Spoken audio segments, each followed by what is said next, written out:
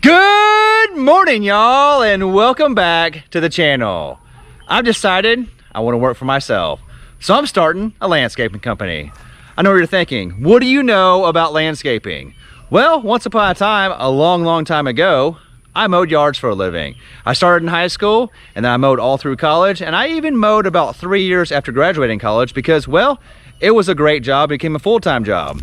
I ultimately sold out to a much bigger company, and I've always wondered, where would I be had I not sold out?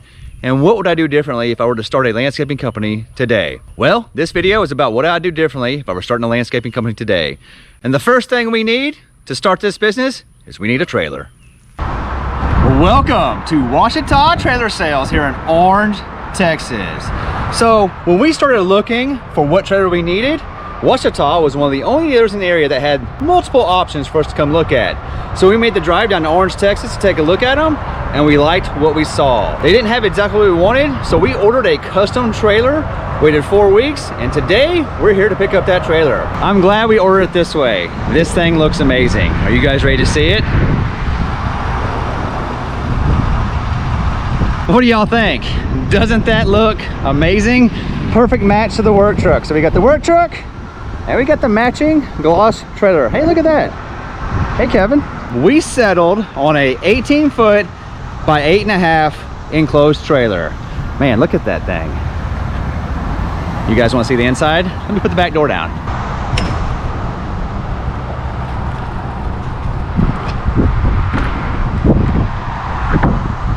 We have the ramp with the dovetail. It's fully finished inside. Man, look at this. We also have a spare, and we have a side entry door. So we also upgraded this trailer with the thickest walls. In the previous video, I showed you guys the thin walls. When they get hot, they have kind of like an oil can effect where they start to show waves. We didn't want that, especially with black. So this is the 0.80, the thickest walls that you can get. We also upgraded the trim. So up there and down there is now double trim. We got rid of the ceiling vent, and we added the side vents, so as you're driving you can air out the area, since we will have gasoline products in. And it's got lights. But don't worry, the inside of this trailer will look nothing like this by the end of this video. But this is the trailer we decided on. So why did we choose this trailer? Well, we had two choices: get an open trailer or an enclosed trailer. And because of our situation and the way we wanted to run our business, an enclosed trailer made more sense. Because if we had an open trailer, we would have to store our equipment at a storage facility. Now that we have this is basically our garage that we can lock our equipment in and be safe and secure. Also, we like the idea of being able to advertise on the side of the trailer. That's a hint for what's coming up in the video. And we also had to decide, did we want a 7.5 wide trailer or an 8.5 wide trailer? So for those of y'all that don't know, that is a 7.5 foot wide trailer. But you see the fenders, they're on the outside of the trailer, meaning you have 7.5 feet internal walls. On this trailer, the fenders are underneath the trailer, meaning you have 8.5 foot internal walls, but 7.5 foot down here at the bottom. Why is that important? Well, when you start hanging things on the wall for a landscaping trailer, right now when I hang trimmers right here, I'm not really impeding my 7.5 foot space. But if my wall starts here, my trimmers will impede a little more, and then I start to crowd my mower and my walking into and out of the trailer. Ultimately, that's why we decided to go with 8.5 by 18, because we wanted the biggest trailer we thought we needed. I actually thought I needed a 16 foot by 7.5, so we went with an 18 by 8.5. Because we all know, whatever you think you need today is not what you're gonna need tomorrow, because you're gonna grow into it. And now that we have the trailer, there's only one thing left to do. It's time to head back home and start getting this thing ready for landscaping. We made it back home, and the first thing we need to do to this trailer, especially before we start putting wet and dirty equipment in it, is we need to do something to protect this wooden floor. There's so many things out there that you can do to protect this. They have these pre-made rubber mats you can order. They have composite decking materials you can order. I thought about doing horse stall mats. I even explored painting it. And once I started looking at paint, I discovered there's a lot of people putting the epoxy garage floor painting with the flakes in it down. And once I saw that, I knew that's exactly what I wanted.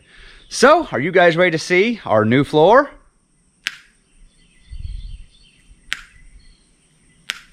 The snap doesn't seem to be working today.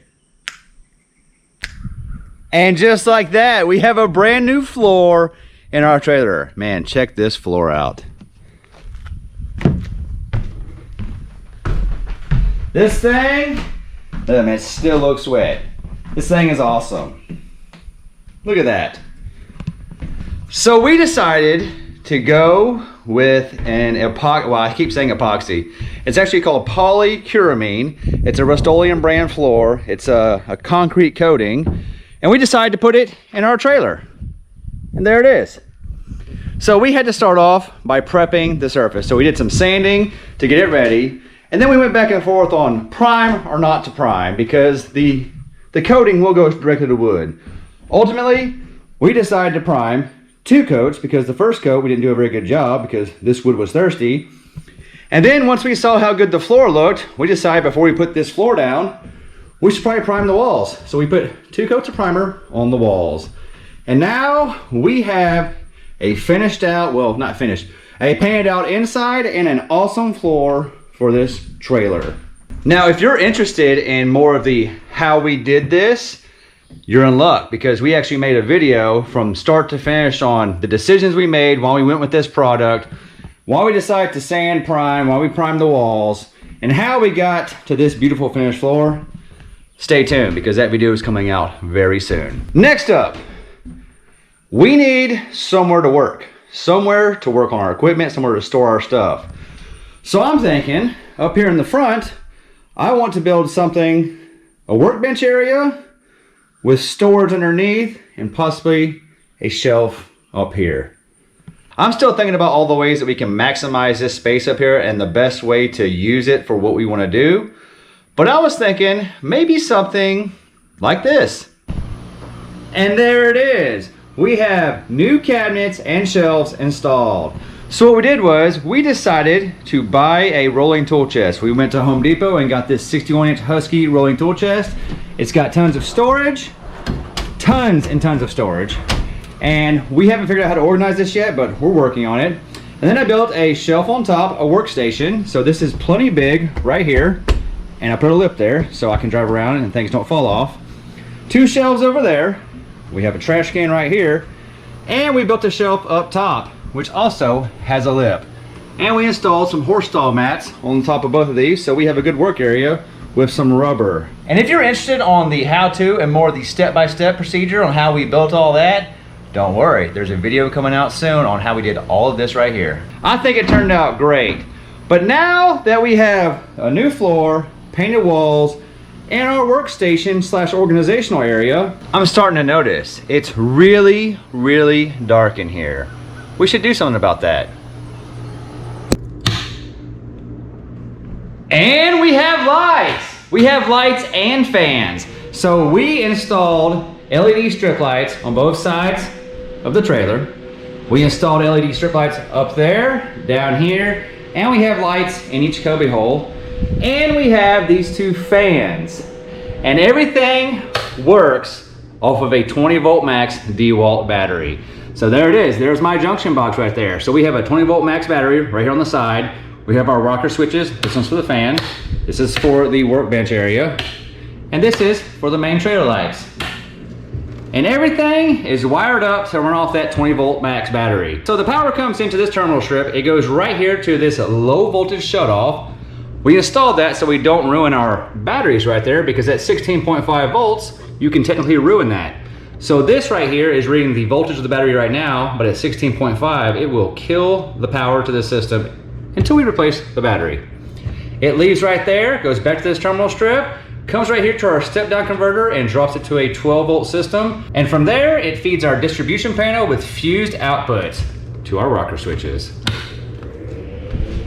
Man, what do you guys think? I think it turned out awesome. And like everything else in this video, if you're interested in a step-by-step on how we did all of this, stay tuned, because that video is coming out very, very soon. All right, guys, so we have installed a brand new floor in our trailer. We installed a tool chest with a workbench, and now we have lights. The only thing left to do, well, we need to fill this thing full of equipment.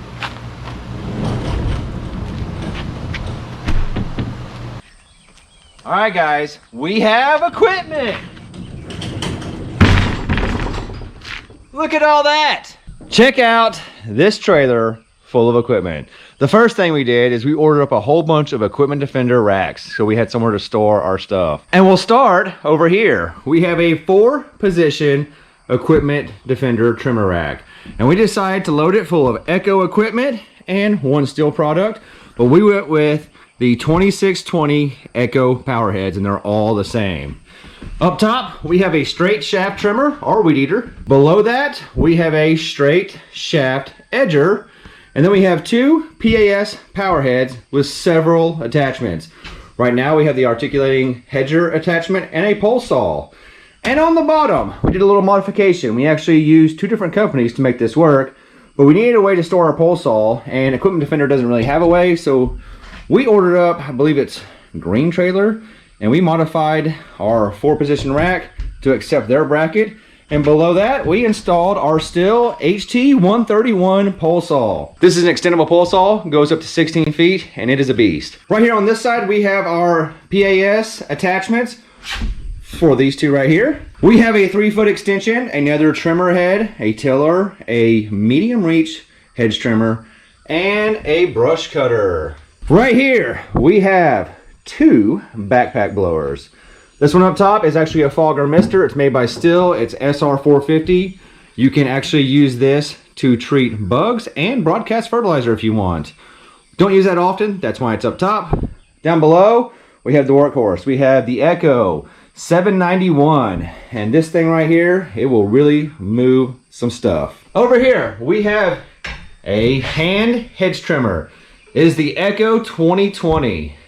That thing is sharp. On this side, we have a Stihl SG20 backpack sprayer that would be used to spray Roundup.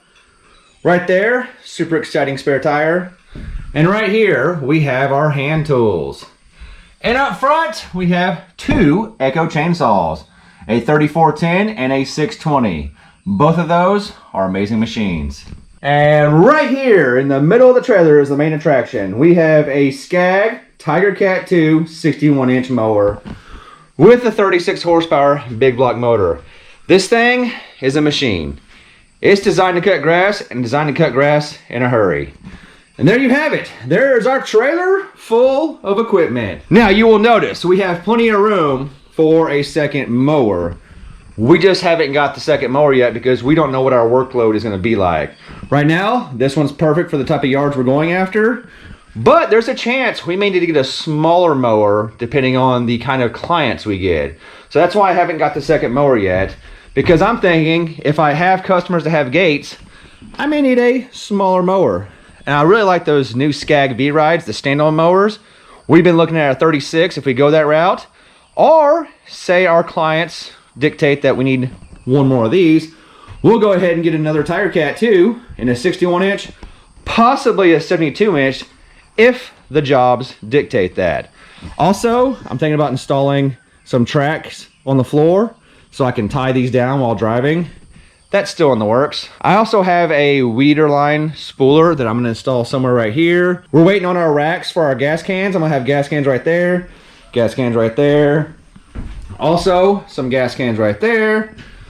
Still little odds and ends, but this trailer is just about done. So you've seen me get a brand new trailer. You watched me install a brand new floor. You watched me install this tool chest right here and all these shelves. You watched me install all these racks and fill this trailer full of equipment. We need to give our new company a name, and I was thinking of putting a logo right there on the trailer with a phone number. What do you guys think we should call it? I was thinking we call it something like this. What do you guys think about the new company name and the logo? We are Cutting Edge Lawn Care. That's our number.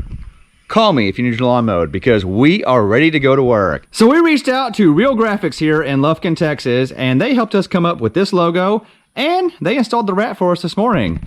So now we have a fully functioning landscaping trailer with a name. All right, guys, there it is. Thanks for coming on the journey with me. You watched me get a brand new trailer. We coated the floor with a garage epoxy. We installed a tool chest with a workbench. We painted the entire interior up.